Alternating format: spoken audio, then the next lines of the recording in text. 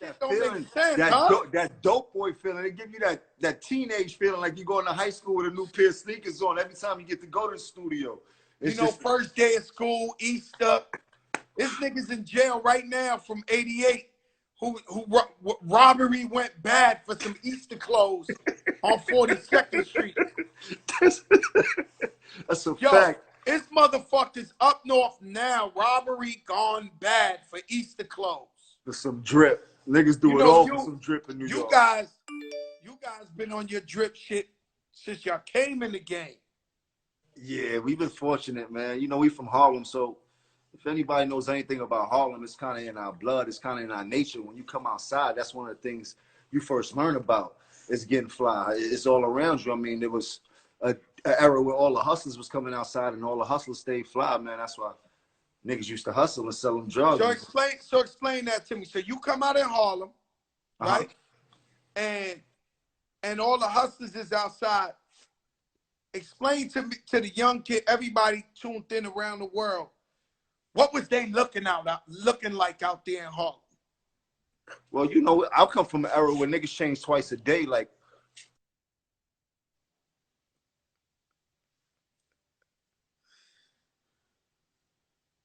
all right, Paul, I come from an era where niggas change twice a day. Like, my Uncle Cecil and my Uncle Ricky. My Uncle Cecil used to get fresh, man. He used to hustle at night.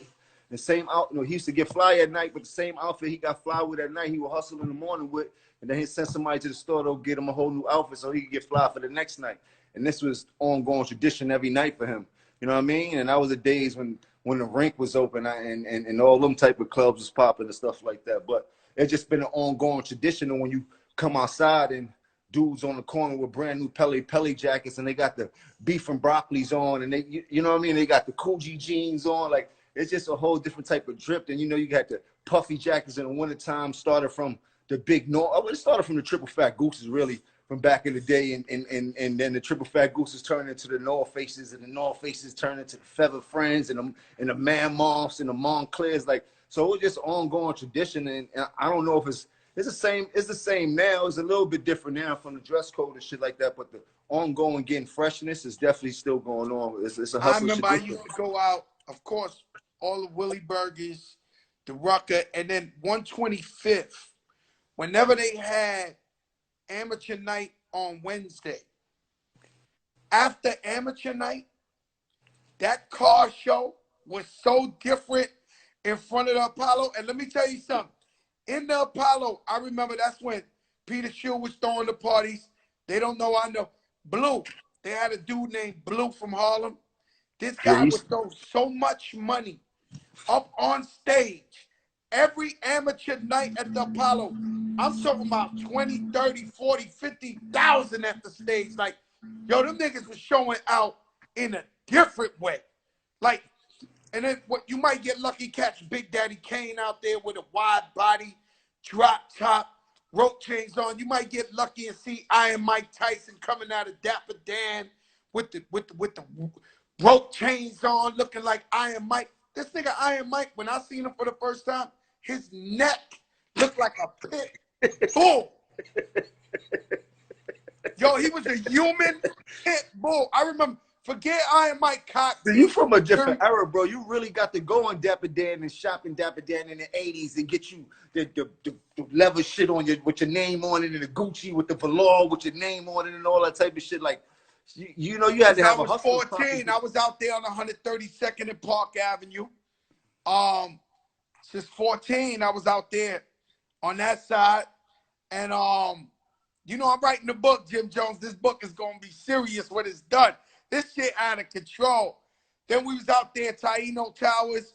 We was in Mount Morris Park right behind. You know, we got history in Harlem. You know, Joe Crack was, to me, and they might get mad, especially my man Percy Diddy. He the only guy I know in Harlem every day, but hate Harlem. I don't know what that's about. But to me, I feel like the Bronx and Harlem is interconnected. Of course, Harlem is always flyer. Harlem always cared about their dressing more than anybody in New York. You know what I'm saying? That's why we get niggas like Diddy. Shit. Like, you know, Harlem was like, if you got money from anywhere you wanted to be in Harlem in the summertime. If you was from Brooklyn, Queens, Bronx, you want to be out there. You know what I'm saying? That was like, you know, that was the time, man. That was a serious time. We can't get that one back. You At know, all. yo, Jim, You can't you even know get when they that made the feeling movie back. Paid in Full, I was one of them niggas in them Willie Burgers. See? Not rapper.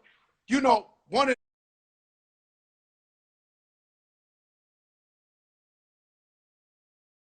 them niggas in Willie Burger.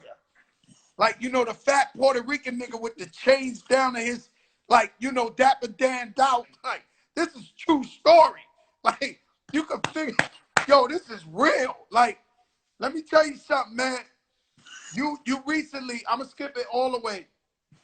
You recently squashed the beef with French Montana. Yeah.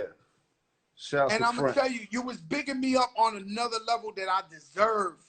And I was appreciating it. I hate you sometimes. Nah, Jim. I Yo, would deserve I that. really hate you sometimes, Yo, bro. let me Like, tell you something. Yo, Jim, everybody don't big nobody up these days. So when you going into that zone, and that homeboy who used to go out with Ashanti's sister, he break up the celebration. What's his name? The dude.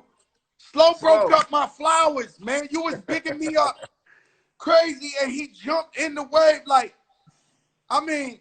now you a special individual, Joe. Like, you know, I tell you that all the time when I see you, and I'm not afraid. You know, my feelings, I wear on my sleeve. Like I commend you. I give you your kudos, your flowers, everything while you're here, because I've seen you do the unthinkable, and you still doing the unthinkable. Like, you know, we talk about rappers that really come from nothing and really take a risk, but you one of the few dudes that really took that risk and shit like that, and have been around that risk for a long time and bring people along with you that you might not should have had bring with you, because you know the type of risk that they was taking and shit like that. But at the end of the day, you figured it out. You never let nothing stop you. You got caught up in your little caught up. You went to school, you graduated, came back home, and you came right back to the top. Used that degree, cashed it in. Now look, you know what I mean? Like, you gotta give niggas they flowers, bro. Like, that's one thing that people don't do in this game, is like everybody got so much pride and so much machismo that they don't turn around and give the next man what they deserve, which they should. Like, how can you not do that? They should. How can you not do that? So you and French squashed the beef. Yeah. And it was a great moment for me. French hit me up and said, yo, tune in at 11 o'clock. He didn't tell me what it was. He said, tune in. And when I seen y'all talking, I was like, thank God. Like, you know, because, you know, Fat Joe a peacemaker.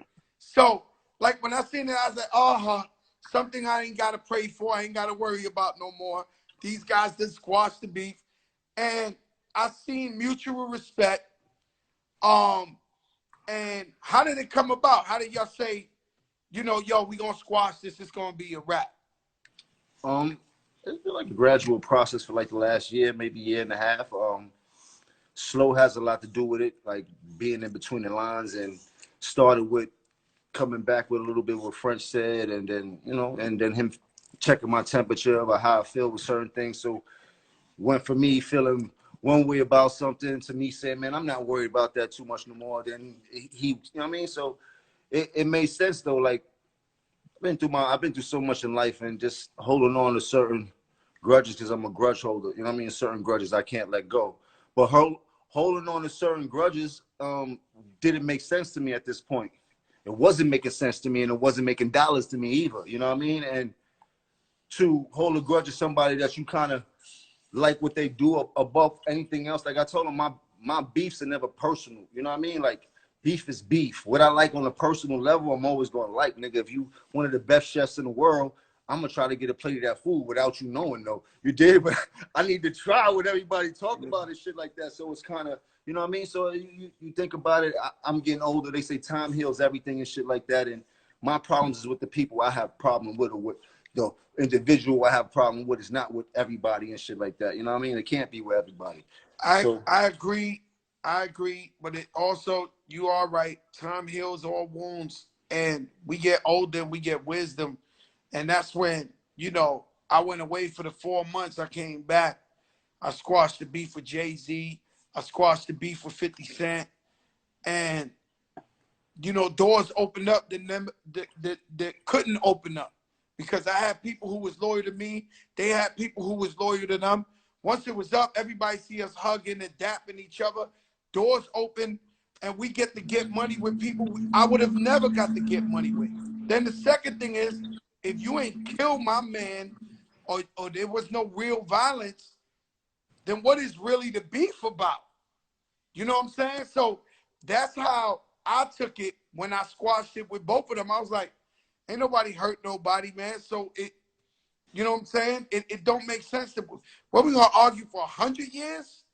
This shit don't even make sense. Now when you still ain't, because it just happened. But give it a year, you gonna really look back and be like, yo, I argued with that nigga for 7 years over nothing. You know what I'm saying? And that and that's some grown man shit. And what we didn't know, you know what I'm saying? And I don't want to go there, but I'm gonna go there because we talking real shit. Is with Pac and Biggie, it could have been prevented. It could have been prevented. It was the first time that had ever happened, and it was such a big beef on that magnitude. But I wish somebody would have been able to just squash that beef right there. Somebody who's in the middle, and then we would have still had them to this day. But we got to learn from their mistakes, and we got to learn from what happened. You know what I'm saying? That some things just ain't worth it. You know what I mean? Every time I see a picture of Biggie, it's his birthday, and I see his smile, and I remember that shit hurt. I be like, damn, man, Big, my brother, I love him. Same thing with Pac. He wasn't my best friend or my brother, but I knew Pac. Pac showed too much love. Like, you know, I knew Pac. And I feel the same way now after he's dead, and I realized he come from the Black Panthers, where his heart was really at, what he really was about. I'm like, damn, this is my type of nigga, like 100,000,000%. You know what I'm saying? But we lost him. So now, why we got to keep going through that? And then we got to spread that with these young kids, because the young kids are looking. Whether we believe it or not, the YNFL, the Choppers, they looking, and they say, damn, niggas had real beef. They squashed that. Then these little brothers, they ain't got to kill each other. You understand what I'm saying? They ain't got nothing to prove. They ain't got to kill each other. It ain't worth it. It's a different time, man. Like I was saying, when we started this shit, a lot of things that's going on now wasn't going on. It wasn't so many cameras. It wasn't so many IG. Oh, it wasn't yeah, so many phones. It wasn't so many this, so much that. Like, these kids right now really can't get away with too much. They getting a lot of money. They might as well get their money and enjoy themselves, man, and stay out of each other's way as much as they can and shit like that. I understand it's an aggressive game. It's always been an aggressive game, but we gotta figure out how to get around all the killing and shit like that, man, because people deserve to live a good life and be here with their family and things like that. You know, there's a lot of I never really understood how you dream of being famous and being successful, and then once you famous and you successful, you find a way to fuck it up.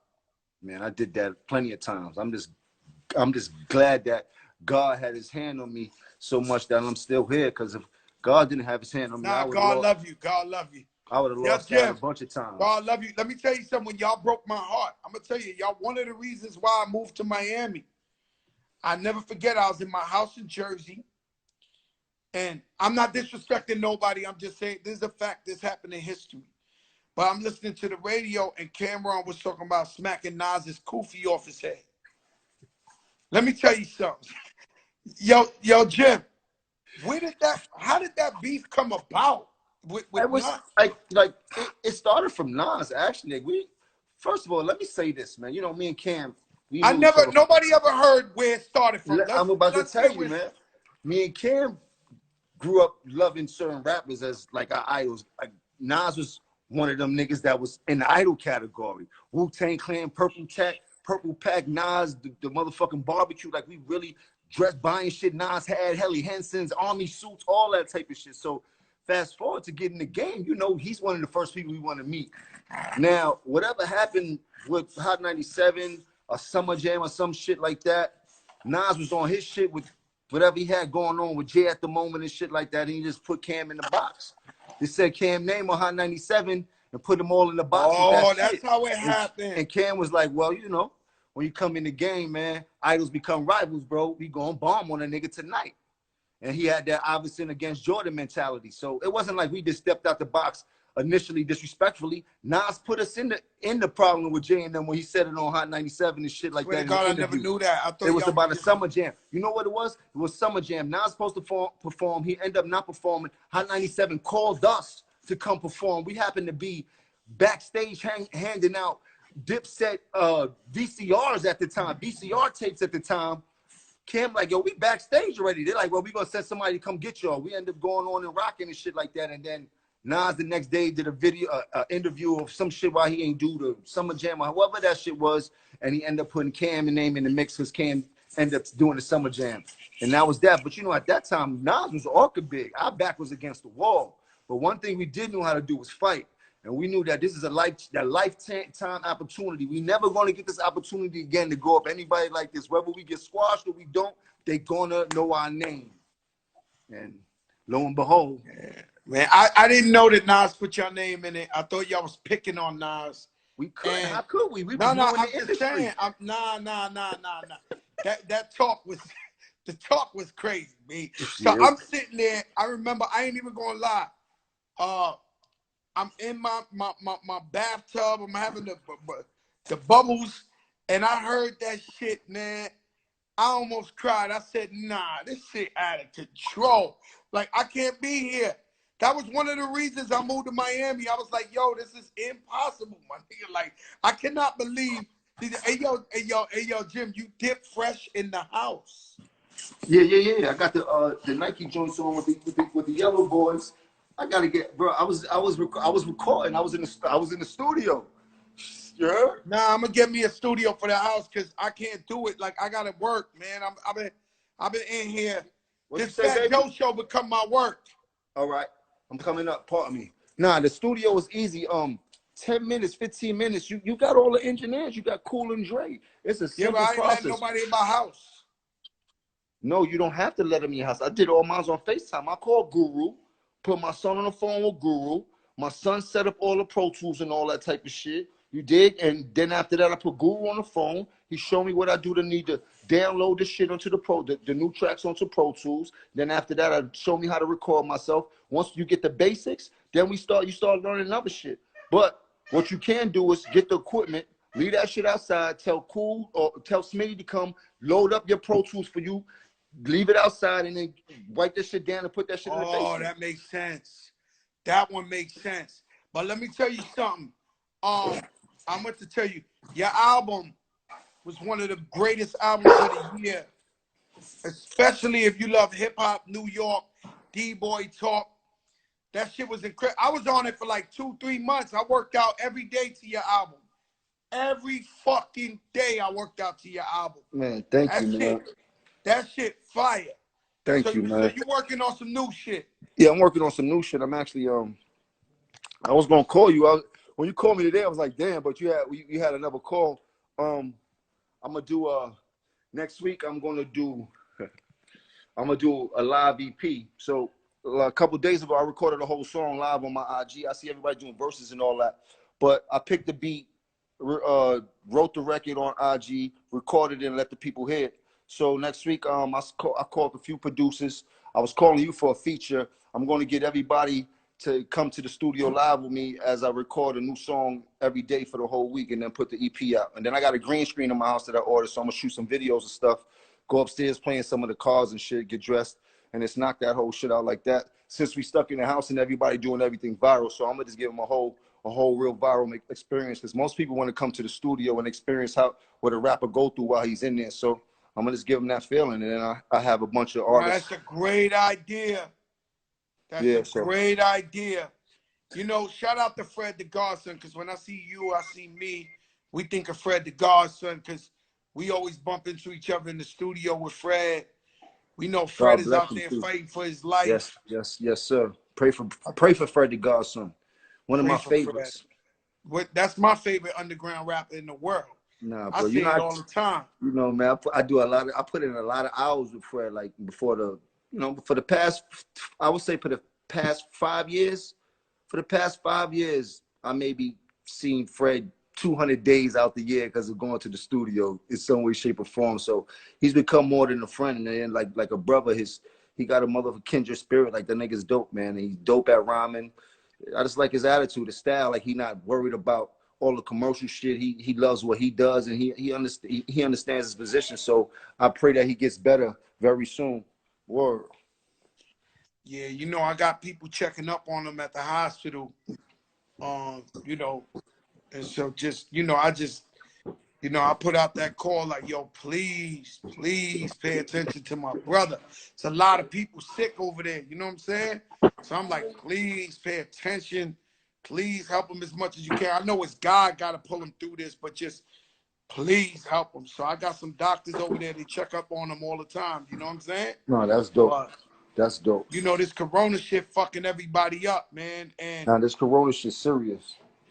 And I know you all about your health. You work out every day. You know, right now, basically what they saying, the best defense for corona is diet and workout. That's what they saying. Like your immune system is better if you diet and you work out. So I then spoke to Dr. Oz, to every fucking doctor you can name. I see you be having all type of funny people on the joints. Well, you know, tomorrow I got AOC. That's the congresswoman from the politics, Puerto Rican girl from the Bronx. You know, we spreading that Fat Joe show serious. You know what I love about you? Your self-love for yourself is so incredible. Like the way you love yourself and you let people know you're a motherfucker for that, bro. Like you have no problem. You mean? Did you saying I'm like a Kanye or some shit? No, you just love yourself in a dope way. Like you understand what I'm saying? Like you let people know, man. Like the way you move around, it's dope, man. It's dope. Well, let me tell you something, Jim. They're not gonna give guys like you and me our props. They not. They don't. We got some solid fans, and besides that, the ones that know. The other ones are busy trying to beat us, not letting people know what the real is. So I did get that from Kanye. Because if you know, my first 10 to 15 years of rap music, all you saw Fat Joe was with an ice grill. I wasn't doing no interviews. Every time you see me, I'm just like, and then I noticed through Kanye West, he said, yo, if you don't talk about yourself and let people know your accomplishments, these people ain't going to do it for you. So that's why when I could do it, that's why I got mad at Slow, because you was bigging me up the way I needed to be bigged up, and the man jumped in there and tried to fuck up the cipher. No, I don't think so. Slow as a flower giver, man. I don't think he definitely was not trying to do that. But nah, like you was laying it out so nice. French was there. He had suntan. He was like, yeah, crack. You know, I was getting that, but that was a moment. I recorded it. Nah, bro, it's for real, man. You know, I recorded it, so I've done some things, man, but never in life do you imagine you gotta really sit there with crack about some serious shit. You start thinking about shit like, man, what's gonna go on? The nigga had to figure the puzzle out. You see, I had to bring a rook out with me. I had to bring that's my brother since the 80s, and me and his brother was like this in them streets. I just wrote a chapter about his brother in my book. I'm doing my book. I'm finally writing the book. And that's what people don't know. Like, you know, we do music, but they don't know the type of politics that we both involved in. Like, you know, I had to be smart. I said, oh no, I know how to make this one go.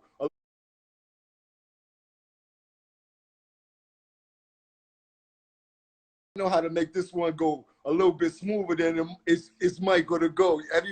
The look on your face was priceless when you see him. Like, he's my brother, and me and his brother was best. I wrote a whole chapter in my book about his brother. I got a Fat Joe book I'm writing, and I have a whole chapter. It's called Howie. Yo, his brother looked like LL Cool J, 7 feet tall, handsome, get fresh every day. Drop top Beamer, drop top Benz, playing Keith Sweat, icy down in his dick like a movie, though, like the biggest movie. I wrote a whole chapter about me and Howie. That's my brother, crazy. Man. You know, shout out to Rob and Johnny Airborne. That's the other brother that died too. Like, Jesus Christ. Great guys, man. Great guys, man. But yo, Jim, I'm gonna let you get back before Chrissy starts screaming on you. You and Khaled. You stay in trouble, right? Yo, your wives is active. They active. They on niggas head top. I can tell you I that. talked to Khaled. They called me like, Khaled, don't fucking play yourself. I'm like, oh my God. I got to get off this phone. Appreciate you, man. You and your family stay safe. Man. Love you, man.